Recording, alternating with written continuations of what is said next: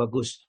Baik ya, mudah-mudahan Allah Ta'ala dengan sebab ya Bu Eni sudah membacakan Al-Quran untuk kita semua yang mendengarkan. Allah Ta'ala memberikan rahmat kita kepada kita dan khususnya si pembaca Al-Quran. Sehingga terbukalah nur atau cahaya yang diberikan oleh Allah kepada kita. Seperti yang disebutkan oleh Allah di dalam surat nomor 4 ayat 170 tadi yang dibaca. Ya ayuhan nas, wahai manusia, qad ja'akum sungguh datang kepada kalian, sudah telah datang kepada kalian burhanum mirabbikum, hujah burhan ya dari Rabb kalian yakni Al-Qur'an ya. Wa anzalna ilaikum ya, Quran ini juga Nabi Muhammad juga bisa. Wa anzalna dan telah kami turunkan ilaikum kepada kalian nuran mubina, cahaya yang terang benderang ya, yakni Al-Qur'an yang menjadi petunjuk kepada kita sebagai jalan menuju kepada kebenaran. Ayat yang pertama di dalam ayat ini mengajak kepada orang Nasrani ya. Itu ya jangan berlebihan kepada agama ini. Ya kalau beragama ya sesuai dengan apa yang diajarkan oleh Allah. Jangan berkata atas nama Allah kecuali yang benar. Nah, kalau sampai orang itu menganggap Nabi Isa itu adalah putranya Allah atau salah satu daripada unsur-unsur yang dimiliki oleh Tuhan Allah, maka itu namanya berlebih-lebihan. Berhentilah. Karena dengan berhenti menyebut seperti itu lebih baik bagi kalian. Namun, kalau mereka itu masih tetap punya keyakinan dengan menganggap Tuhan itu salah satu dari 3 uknum, berarti dia adalah syirik ya. Faqad haramallahu alaihi jannah, sungguh Allah telah mengharamkan baginya surga. Jadi, ini pelajaran yang kita dapat ambil dari ayat ini 171 ini, jangan kita berlebih-lebihan dalam agama ini. Kita menghormat Nabi ya Rasulullah itu memang kita hormati, wajib kita hormati, kita agungkan. Tapi jangan berlebih-lebihan, tetap sebagai Abdullah, hamba Allah wa Rasuluh dan Rasulnya. Dia kita agungkan karena dia sebagai hamba Allah dan Rasulnya. Dan Rasulullah pernah mengatakan dalam satu hadis yang diriwayatkan Imam Bukhari dan Muslim bahwa iman daripada umatnya yang paling mengagumkan adalah yang tidak pernah tahu Rasulullah, ya, tidak pernah melihat Rasulullah, namun beriman dengan Al-Quran dan keyakinan yang bulat, ya tidak pernah ada keraguan sedikit pun. Ya, ini atau malas gitu beribadah kepada Allah. Malaikatnya saja tidak malas. Mereka memikul arsy-Nya Allah sambil mengelilingi ya. Mereka malaikat yang di sekitarnya berdoa mendoakan kita orang yang beriman ini. Nah, baiklah ya, kita langsung masuk kepada materinya, soalnya waktunya juga sudah lebih 45 menit. Bapak dan Ibu sekalian, saya akan selesaikan dulu tadi yang penting, yakni tentang umur itu anugerah Allah yang tidak boleh disia-siakan. Dan kebanyakan dari kita itu mengabaikan.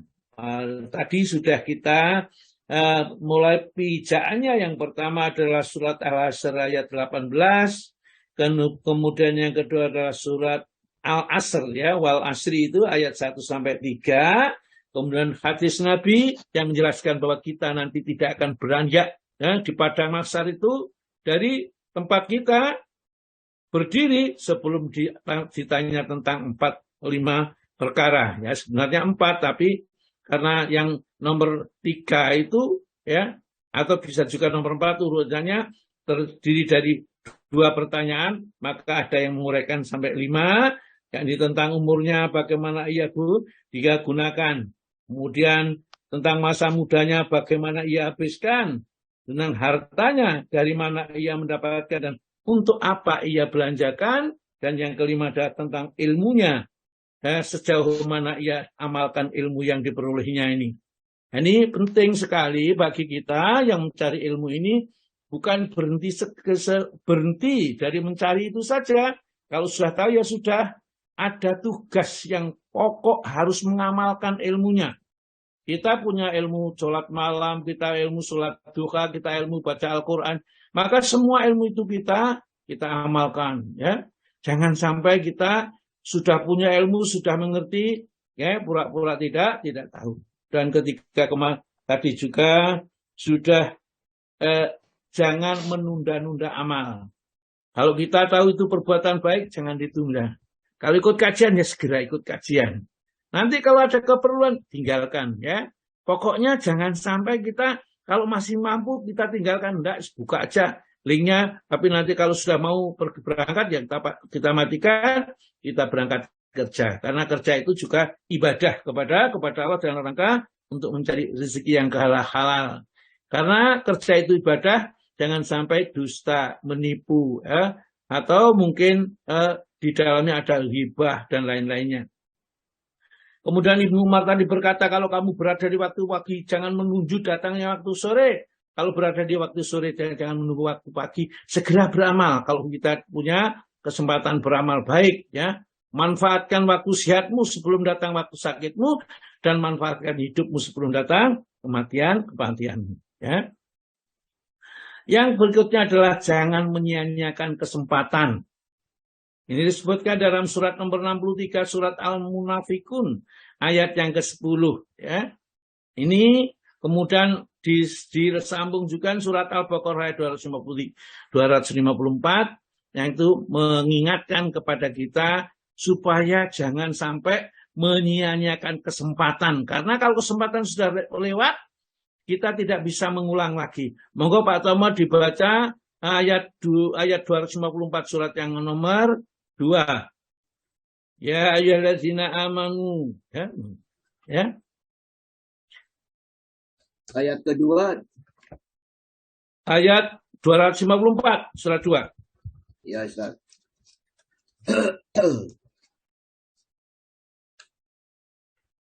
Wahai orang-orang yang beriman, belajarkanlah di jalan Allah sebagian dari rezeki yang telah kami berikan kepadamu sebelum datang hari yang pada hari ini tidak ada lagi jual beli dan tidak ada lagi persahabatan yang akrab dan tidak ada lagi syafaat, dan orang-orang kafir itulah orang-orang yang zalim.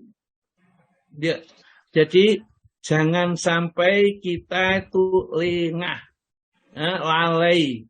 Yang diberikan oleh Allah itu gunakan untuk keselamatan kita besok di akhirat. Ya. Tidak digunakan untuk bangga-banggaan di dunia. Ya. Bisa beli mobil satu, mobil lagi, kemudian membangun rumah lagi, sedangkan musola sebelahnya ini bocor semua, kita tidak peduli. Awas, nanti kita pasti ditanya oleh Allah Subhanahu wa Ta'ala. Ya. Juga di dalam surat nomor 3 ayat yang ke-10, monggo Pak. Ya, Pak. Sesungguhnya orang-orang kafir, harta benda dan anak-anak mereka sedikit pun tidak dapat menolak siksa Allah dari mereka. Dan mereka itu adalah bahan bakar api neraka. Surat 63 ayat 10, Pak. Oh, sampai ke 3. Surat 63 ayat 10.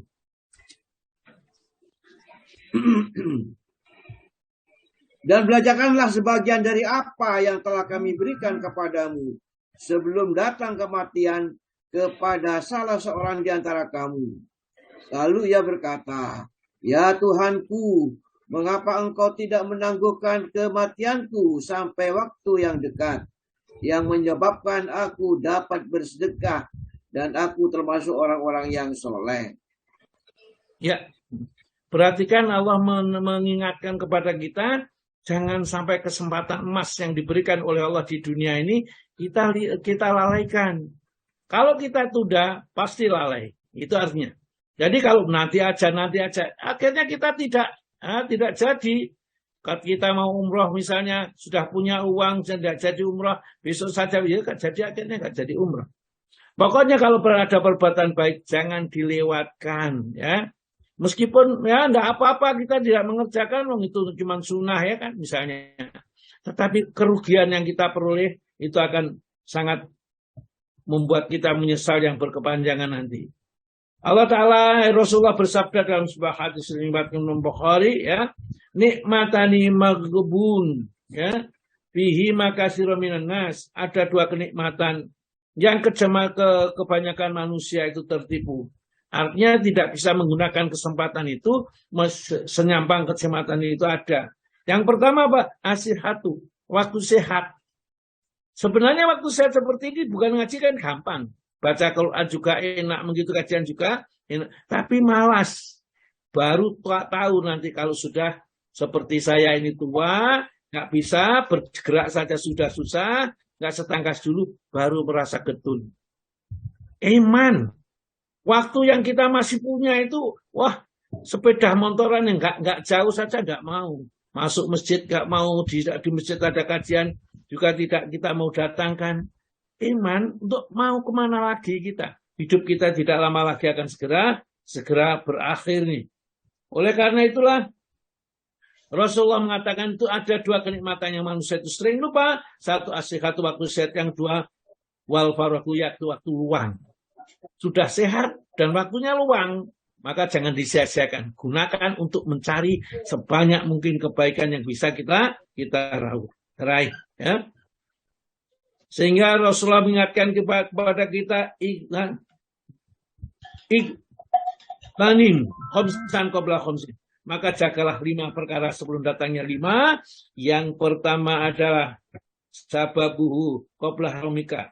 Waktu muda sebelum datangnya masa tua dan lemah. Ya. Yang kedua, wasihatika qabla sakomika. Dan saat kamu sehat sebelum datangnya masa sakit. Yang ketiga, wa faraghoka, dan waktu luangmu qabla suglika, sebelum datangnya waktu sibukmu. Dan yang keempat, ghinaka qabla fakrika, saat kayamu sebelum datang waktu miskinmu. Jadi di saat kaya eman-eman, kalau sudah miskin tidak ada yang dianfakan, yang digunakan untuk berbuat baik, akhirnya mati rugi, ya. Dia tidak bisa mendapatkan keuntungan. Yang terakhir kata Nabi, hayatika qabla mautika, dan saat hidupmu sebelum datang matimu. Karena manusia itu oleh Allah, kata Nabi kita, umat Muhammad ini hanya diberi umur rata-rata 60-70 tahun. Ya. Itu merupakan rahmat dari Allah supaya manusia tidak terlibat dengan kehidupan dunia itu kecuali sebentar saja. Jadi kenapa umur Nabi 63, ya Abu Bakar sekitar itu juga, para sahabat-sahabat itu umurnya tidak sampai, ada 80-90 ya ada, tapi sahabat-sahabat yang jauh Anas itu mungkin agak panjang umurnya, tentunya ada hikmahnya. Jadi umur-umur yang pendek yang diberikan oleh Allah kepada umat Muhammad itu sebagai rasa kasih sayang Allah kepada kita, supaya kita tidak banyak terlibat dengan kehidupan dunia kecuali sebentar. Kalau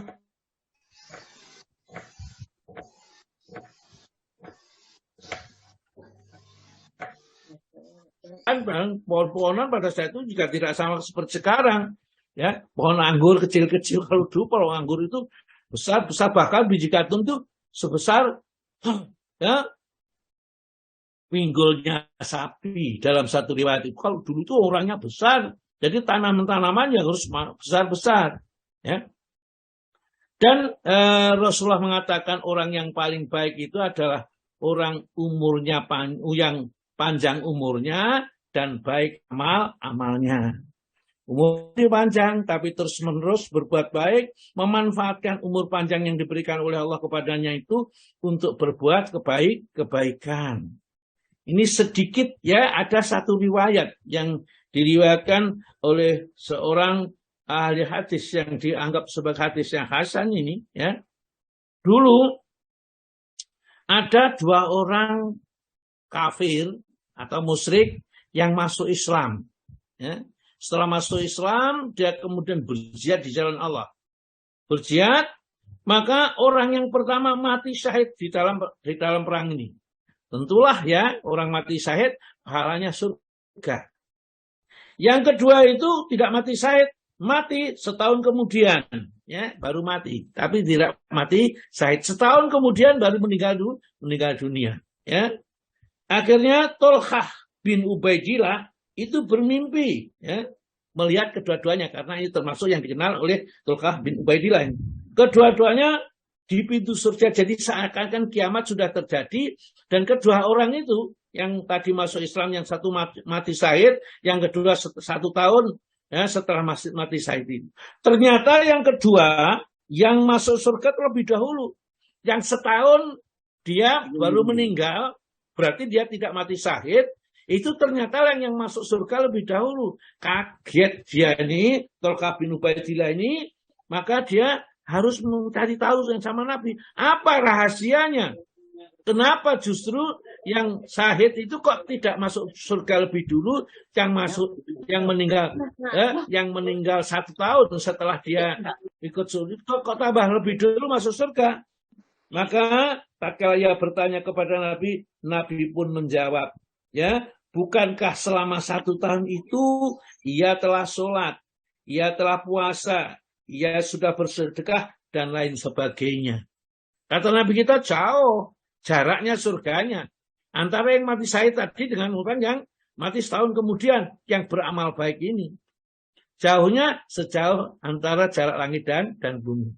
Begitulah ya, amal-amal baik ini kalau mau mengerjakan, orang yang mati syahid saja kalah dengan orang yang mati dengan wajar. Karena perbuatan baik yang dikerjakan mengangkat dirinya ke surga. Namun orang mati syahid, ya sudah, pasti masuk surga, ya sudah seperti biasa. Inilah ya sebagai pengantar yang saya bacakan ini. Mari kita lanjutkan kepada kandungan bab yang kita pelajari, yaitu faktor penyebab manusia menjadi kafir, meninggalkan agama mereka adalah hulu atau sikap berlebih-lebihan kepada orang-orang yang soleh. Kita kepada orang soleh memang harus menghormati karena ilmunya, ya, menghormati karena memang dia orang yang mulia, dimuliakan oleh Allah. Namun kita tidak boleh menganggap orang yang sudah begitu akhirnya semua yang dikatakan benar, ya. Sampai-sampai dia tidak bisa melihat kesalahannya. Kita sudah diberi Al-Quran dan Al-Sunnah untuk menyari manakah ya dari ajaran-ajaran itu yang sesuai dengan syariat, atau manakah ya ajaran-ajaran ini yang keluar dari Quran dan hadis. Kalau sudah sesuai dengan Quran dan hadis, ikuti, bukan fanatik kepada ulamanya, tetapi fanatik kepada Al-Quran dan As-Sunnahnya. Ya, karena memang kita diperintahkan Al-Quran dan As-Sunnah. Ya, siapa yang bisa menerangkan itu dengan baik dan benar, kita ikuti. Tapi kalau salah, tidak benar, maka kita tidak ada kewajiban untuk mengikuti. Maka kandungan dari bab ini, monggo Pak Tomo dibacakan. Satu, bahwa orang yang memahami bab ini dan kedua bab berikutnya akan jelas baginya keterasingan Islam dan akan melihat betapa kuasa Allah itu untuk mengubah hati manusia.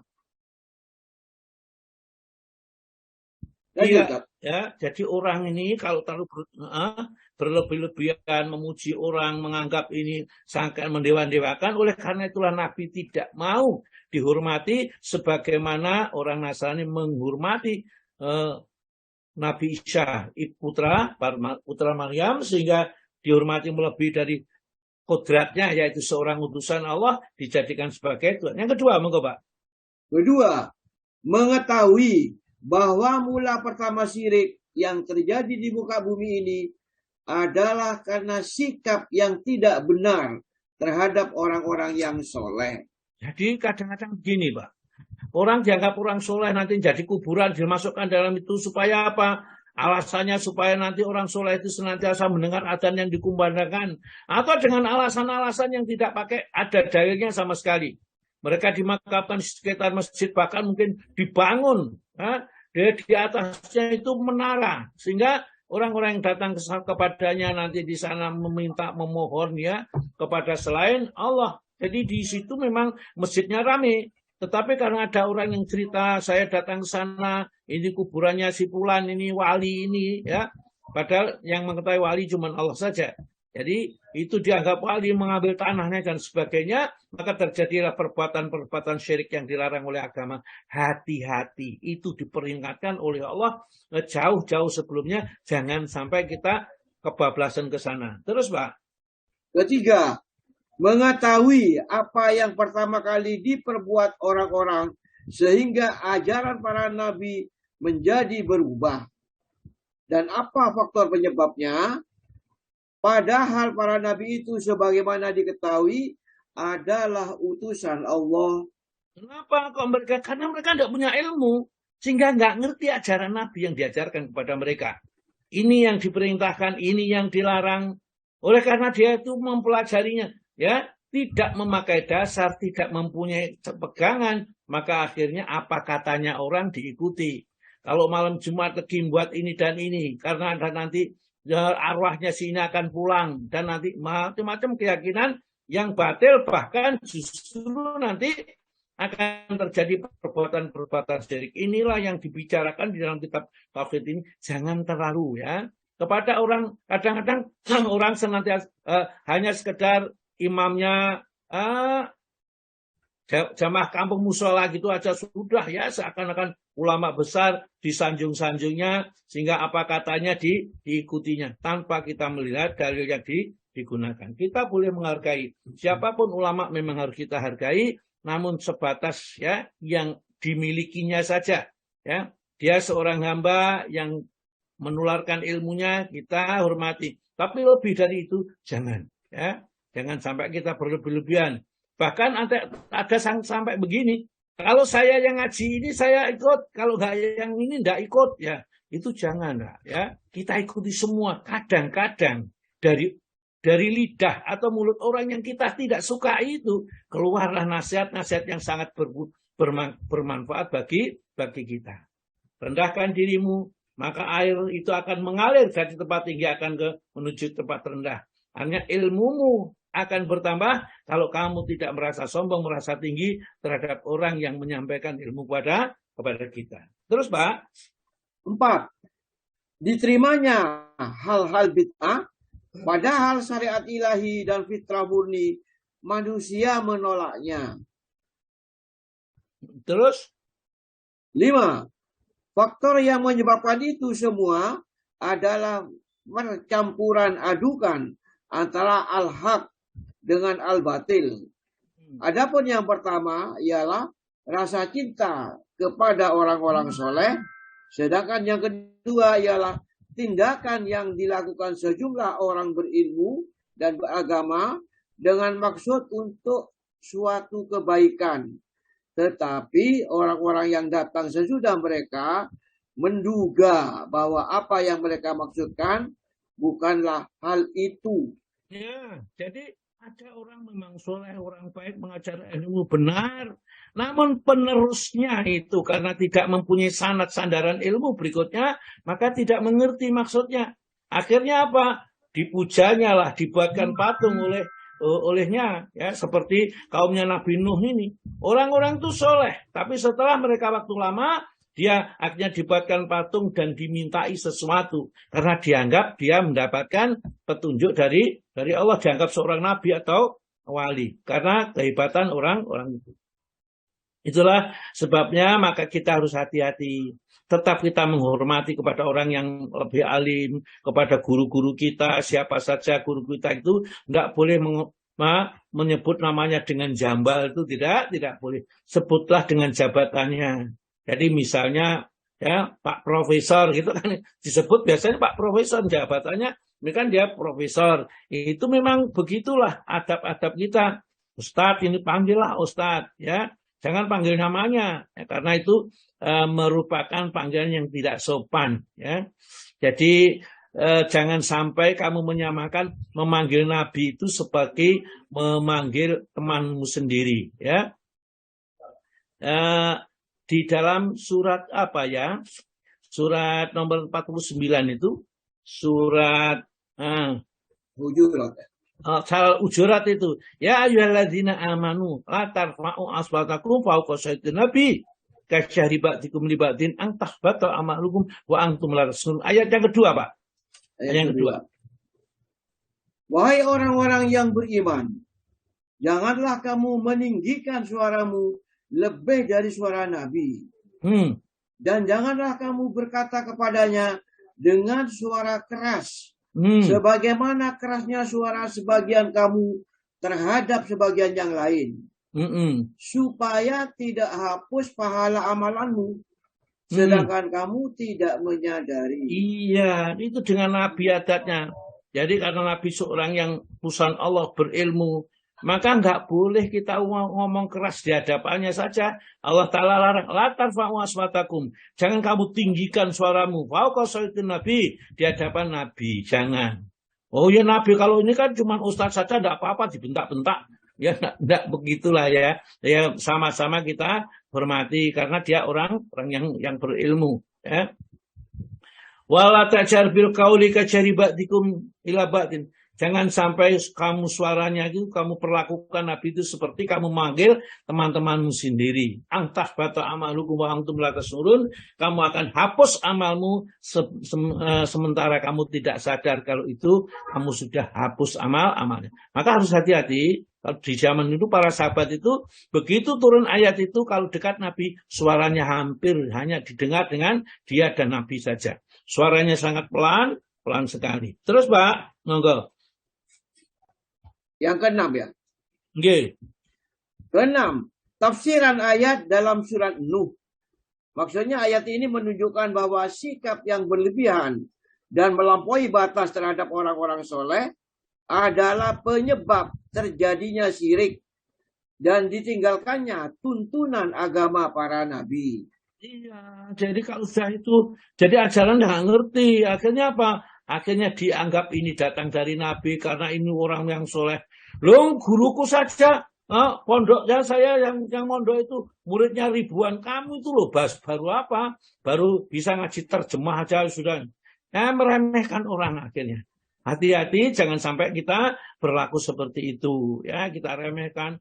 Oh, di atas ngaji terjemah itu kiaiku itu guruku, muridnya ribuan, sudah punya santri di mana-mana. Itu bukan satu dalil bahwa apa yang diajarkan mesti benar. Nah, ini yang perlu diperhatikan. Tapi bagaimanapun juga kita harus menghargai dengan orang-orang yang berilmu. Terus, Pak. 7. Watak manusia bahwa al-haq yang ada dalam dirinya bisa berkurang. Sedangkan al-batil malah bisa bertambah. Iya, jadi oleh karena itulah di dalam surat Al-Baqarah itu ayat walatal bisul haqqa bil batil wa taqtumul haq wa antum talam. Itu ayat berapa, Pak? 42 atau 44? Ingat saya 42. Tapi iya, monggo Pak baca.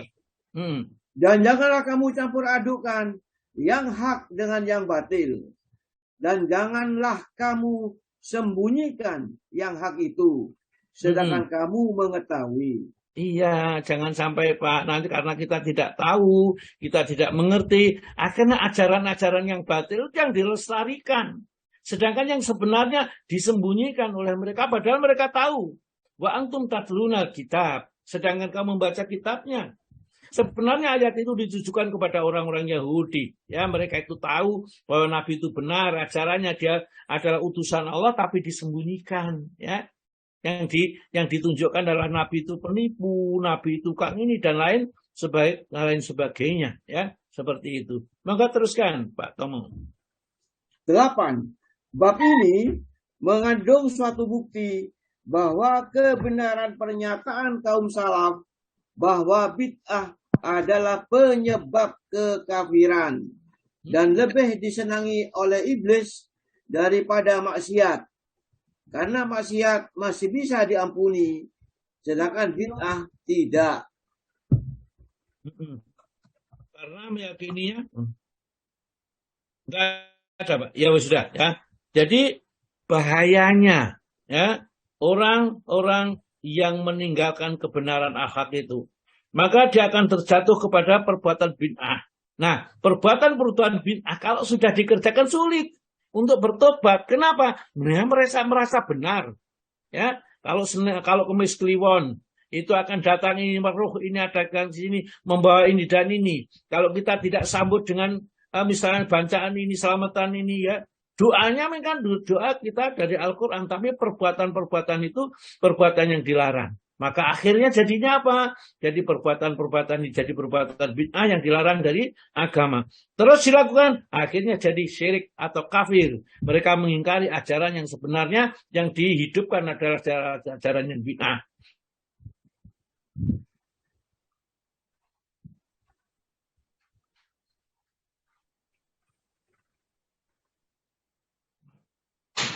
Masih sadar bahwa itu adalah perbuatan dosa dan dia bisa bertobat setiap saat. Kalau dia mungkin sudah masa. Tapi kalau bid'ah tidak bisa. Kenapa? Karena tidak bisa tobat karena dia tidak tahu bahwa perbuatan bid'ah itu dosa, ya, dan dia merasa dia benar. Ya. Wahum muhtadun, dan mereka merasa dia mendapat petunjuk, padahal mereka perbuatannya sebenarnya adalah salah dan keliru. Ya.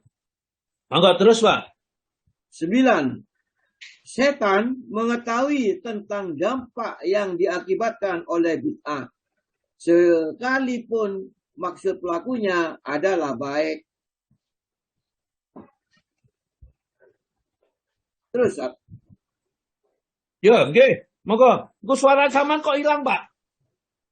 Justru suara 9, Pak. Suara Ustaz juga hilang juga. Gimana? Iya, Ustaz suka hilang. Ya, suaranya Ustaz yang tenggelam. Waduh, masih tenggelam. Ini berarti apa namanya? Jaringan. Nah ini gak dengar juga. Iya. Baik, Mas teruskan dari 10 kalau gitu, Pak. Ya, Ustaz. 10. Mengetahui kaidah umum, yaitu bahwa sikap yang berlebihan dalam agama dilarang, dan mengetahui pula apa dampak yang diakibatkannya. Ya, misalnya Pak, kita puasa. Nabi kita mengajarkan kalau maghrib matahari terbenam buka, dan buka, menyegerakan buka itu suatu kebaikan, mengakhirkan sahur itu adalah suatu kebaikan misalnya. Kita nggak buka-buka, maunya buka isya, begitulah. Menganggap bahwa kalau buka isya itu lebih utama daripada buka puasa pada saat maghrib. Nah, ini akhirnya berlebih-lebihan dia mengerjakan agama ini. Puasa nanti berada di kamar, nggak keluar-keluar, lampunya dimatikan, ya. Itu puasa apa namanya, ya?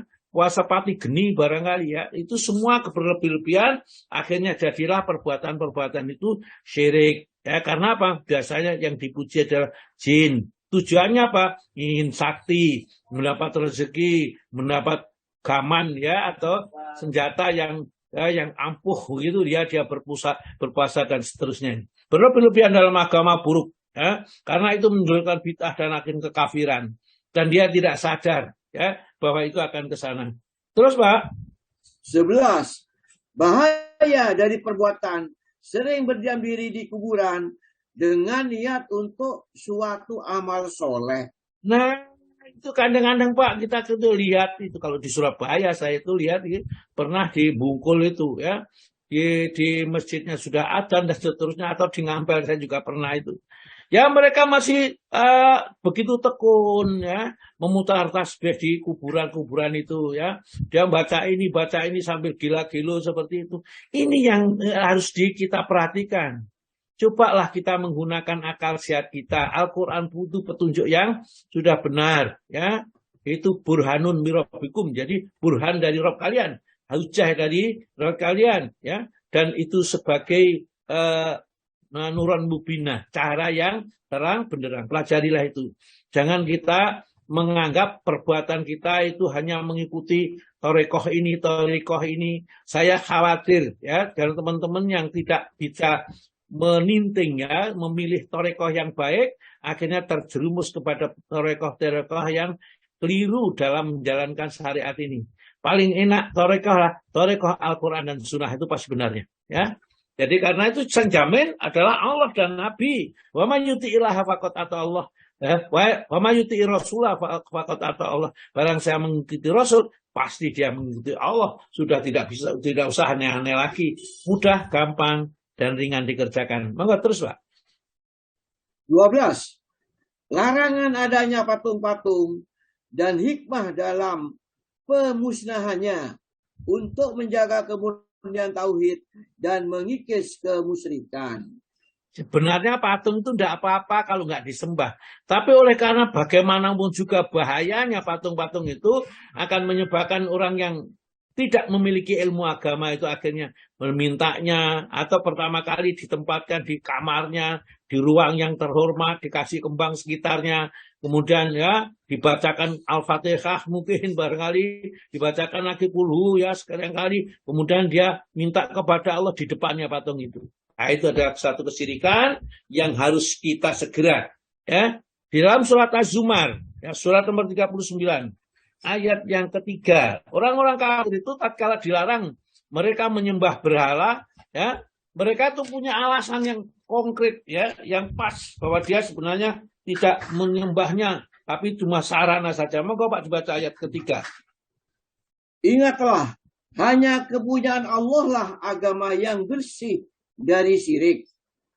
Dan orang-orang yang mengambil pelindung selain Allah berkata, kami tidak menyembah mereka, melainkan supaya mereka mendekatkan kami kepada Allah dengan sedekat-dekatnya. Sesungguhnya Allah akan memutuskan di antara mereka tentang apa yang mereka berselisih padanya.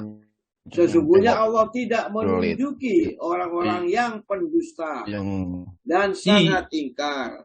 Iya, ya. Jadi mereka tatkala diingatkan, jangan menyembah berhala, jangan minta kepada berhala, jangan kepada kuburan, minta kepada wali-wali, minta kepada orang-orang yang soleh yang sudah mati itu. Itu sama dengan alasan yang disebutkan di dalam Al-Quran orang-orang musyrik dulu itu. Apa alasannya? Mana butuhum, aku tidak menyembah mereka. Aku tidak pernah minta tolong itu, orang sudah mati, tidak mungkin bisa minta tolong itu. Mana butuhum? Ilal yukoribuna ilallah zulfa. Supaya orang-orang yang mati itu atau berhala-berhala yang sembah itu mendekatkan aku kepada Allah sedekat-dekatnya. Kalau dia itu mendekatkan kemudian menyampaikan permintaanku kepada Allah, maka tentu Allah akan mengabulkan karena dia adalah seorang wali yang sudah diridhoi oleh Allah menurut pemikirannya. Nah, itulah bahayanya. Kalau kita sudah ilmu agama sudah terkikis, maka kita sulit sekali untuk meluruskan kepada yang benar. Terus Pak. 13. Kisah tentang kaum Nabi Nuh tersebut mengandung makna besar dan diperlukan sekali meskipun sudah dilakukan. Ulangi Pak, kok ada loncat itu? Kisah tentang kaum Nabi Nuh tersebut mengandung makna besar dan diperlukan sekali meskipun sudah dilakukan. Di sini ada perbedaan dan ya penjelasan tentangnya sangat dibutuhkan ya, dan banyak kaum muslimin yang lalai mengenai hal itu. Jadi maksudnya harus diingatkan. Jadi kepada orang alim itu kalau sudah mati ya tetap kita misalnya didoakan, dimohonkan ampun supaya dia diterima seluruh amalnya, itu bagus. Tapi janganlah kita datang-datang ke makam-makam mereka itu kita minta sesuatu kepada Allah, mintanya kepada Allah benar, tapi dengan perantaraan orang yang mati di situ. Itulah sudah termasuk kesyirikan yang tidak boleh kita lakukan. Karena kita minta wa idza sa'alaka fas'alillah, kalau kamu mintalah kepada Allah. Wa idza sta'anta, kalau kamu berlindung fasta'in billah, berlindungnya hanya kepada Allah. Terus Pak. 14. Hal yang paling mengherankan bahwa mereka ahli bid'ah telah membaca kisah ini dalam kitab-kitab tafsir dan hadis dan mengerti arti kalimatnya. Tetapi Allah menutup hati mereka sehingga mereka mempunyai keyakinan bahwa apa yang dilakukan oleh kaum Nabi Nuh adalah amal ibadah yang terbaik. Maka mereka pun berkeyakinan bahwa apa yang dilarang Allah dan Rasulnya adalah kekafiran yang menghalalkan darah dan harta. Ya, jadi itu saja. Jadi tidak kalau mereka itu minta-minta kepada orang yang sudah mati, nggak apa-apa kok. Toh itu dulu orang soleh, dulu yang menyebarkan agama di tanah Jawa ini. Maka kalau kita datang ke makam kemudian membawa ini ya, atau dengan bersedekah di sana atas nama orang yang sudah meninggal di sini. Nah itulah ya hal-hal yang tidak ada dasar agamanya tatkala kita mengamalkan, jatuh kepada kesirikan, kekufuran kepada nikmat yang diberikan oleh Allah kepadanya. Terus Pak. 15. Dinyatakan bahwa sikap kaum Nabi Nuh yang berlebihan terhadap orang-orang soleh tiada lain karena mengharapkan syafaat mereka. Iya, gitu. Jadi dikiranya ya orang-orang yang kita agungkan, kita minta tolong, kita misalnya makamnya kita biayai dengan biaya yang mahal, kemudian kita buat rupa-rupa macam-macam perhiasan di situ, nanti orang itu akan diberi syafaat besok di hari kiamat. Maka kadang-kadang kita lihat orang punya keyakinan, wah, yang penting aku besok gandolan sarungnya Kiai A atau Ustadz A, ya, dia kan pasti masuk surga, ya pokoknya gandolan sarungnya itu wis katut ning surga katanya, ya enak gitu loh, ya karena apa? Agama sudah hilang dari pengetahuan mereka bahwa masing-masing manusia akan menanggung dosanya sendiri-sendiri, tidak bisa bergantung kepada yang lain. Wala taziru waziratun wizra ukhra. Orang yang berdosa tidak akan memikul dosanya orang lain. Ya. Wa alaisal insanu illa masya'a. Manusia tidak akan mendapat kecuali apa yang diusahakan sendiri. Yang enggak pernah sedekah, tidak dapat pahala sedekah. Enggak pernah baca Quran, ya tidak pernah dapat pahala Al-Quran. Semua akan diberikan ya sesuai dengan amalnya. Wala tujzauna ila ma kuntum ta'malun, dan kamu tidak dibalas kecuali apa yang kamu kerjakan sendiri. Ini harus menjadi acuan kita supaya kita tidak bersandar kepada selain Allah, ya, kita bersandar kepada Allah, mohon hanya kepada Allah. 16 monggo Pak. 16. Mereka menduga bahwa inilah maksud orang-orang berilmu yang mendirikan patung-patung itu. Iya, terus 17. Pernyataan penting yang termuat dalam sabda Rasulullah SAW, janganlah kamu berlebih-lebihan memujiku sebagaimana orang-orang Nasrani yang telah berlebih-lebihan memuji Isa putra Maryam. Semoga sholawat dan salam senantiasa dilimpahkan Allah kepada beliau yang telah menyampaikan risalah dengan sebenar-benarnya. Coba kita kadang-kadang ya Rasulullah, balik nama qasidana, sampaikan maksud-maksudku itu. Dia minta kepada Nabi, ya kan? Watakfirlana, dan ampunilah saya. Rasulullah itu tidak bisa. Ya, Rasulullah itu mengajari kepada kita syariat yang benar, beribadah dengan beribadah yang benar. Tidaklah Rasulullah menyampaikan doa kita dimohonkan, dibawa oleh Rasulullah kepada Allah Subhanahu Wa Taala, tidak. Ini karena ketidaktahuan, berlebih-lebihan, ya, menganggap seorang misalnya Nabi di luar batasnya. Itulah ya sebabnya di dalam hadis itu disebutkan jangan kamu berlebihan memujiku. Ya. Seperti kaum Nasrani memuji Isa putra Maryam yang sehingga diangkat menjadi sederajat dengan Tuhan. Ya, bahkan dijadikan salah satu umum dari Trinitas itu. Ya. Tuh, jadi kita umat Islam tetap berjalan ke jalan yang lurus. Nomor 18, Bang Bapak, tinggal sedikit. 18. Ketulusan hati beliau kepada kita dengan memperingatkan bahwa akan binasa orang-orang yang berlebihan tindakannya. Terus 19. Dinyatakan dalam kisah bahwa patung-patung itu baru disembah setelah ilmu agama dilupakan. Dengan demikian dapat diketahui nilai keberadaan ilmu ini dan bahayanya apabila hilang. Ya, jadi kalau nggak punya ilmu Pak, di desa-desa, ada tempat-tempat itu menganggap kalau ini gini, kalau ini baca ini bisa begini, saya kaya itu karena begini. Salah semuanya, karena apa? Tidak adanya ilmu agama. Maka ayo kita belajar yang sungguh-sungguh di Asifa ini, belajar ilmu tauhidnya kita pelajari, baca Al-Qurannya kita pelajari, ya, kemudian ilmu tafsirnya kita pelajari, hadisnya kita pelajari. Semoga Allah Ta'ala ridho dengan apa yang kita lakukan, memberikan kepada kita jalan yang benar, membimbing kita kepada jalan yang lurus. Demikian yang terakhir 20.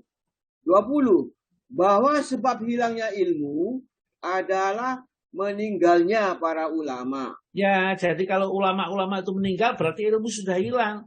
Membuat seperti ulama itu berat, susah loh Pak. Ya, tidak jauh-jauh. Ya seperti saya sendiri itu susah ya untuk bisa baca terus mau ya, kemudian kalau mati susah untuk mencari gantinya itu loh ya.